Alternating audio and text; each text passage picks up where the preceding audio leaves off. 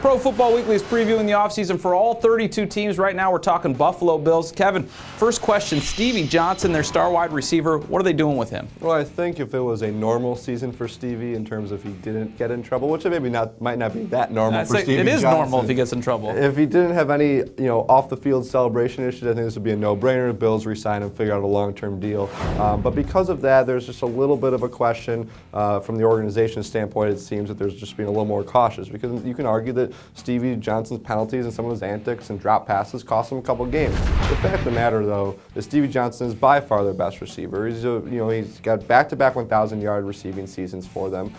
He's very well liked in Buffalo. And he's not going to cost a whole lot for them to keep him. It's just a matter of what they decide to do. Franchise tag is very much a possibility to keep Stevie, and if they don't, they really have to look and try to find other wide receivers to plug in because he's the #1 guy. Just look at what he did to Darrelle Revis. Your guess is he stays, though? Yeah, my guess is he remains in Buffalo. He likes Buffalo. He's very loyal to Buffalo. I think he wants to stay. Yeah, it sure seems that way. On the other side of the ball, the defense was really a disappointment last year. What are they going to do to improve that side of the ball? Well, the first thing they did was move Dave Wannstedt to defensive coordinator. They're going to run a lot more 4-3. In the middle of that defense is very good. Marcel Darius had a great year. Pair him with Kyle Williams. They're pretty good at safety.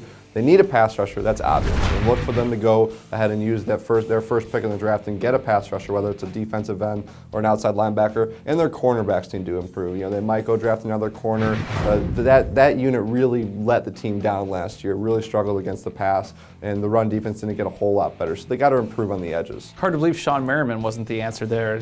Such a shocker. Yeah. The other question mark maybe is a quarterback. Ryan Fitzpatrick got the big deal, but really struggled after that. Do you see them bringing someone else in? Or is he definitely the guy going forward? I think he's the guy going forward. We know that. They're very committed to him financially, and they've said that he is the quarterback of the future.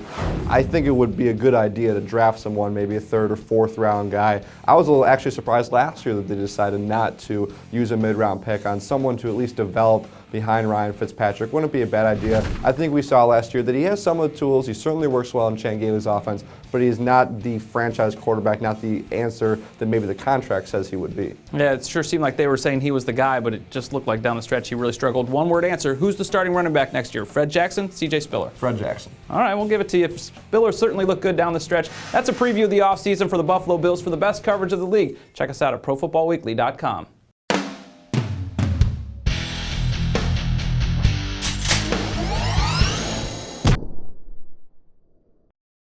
It's never too early to start thinking about the NFL Draft, and Pro Football Weekly's new draft database has you covered.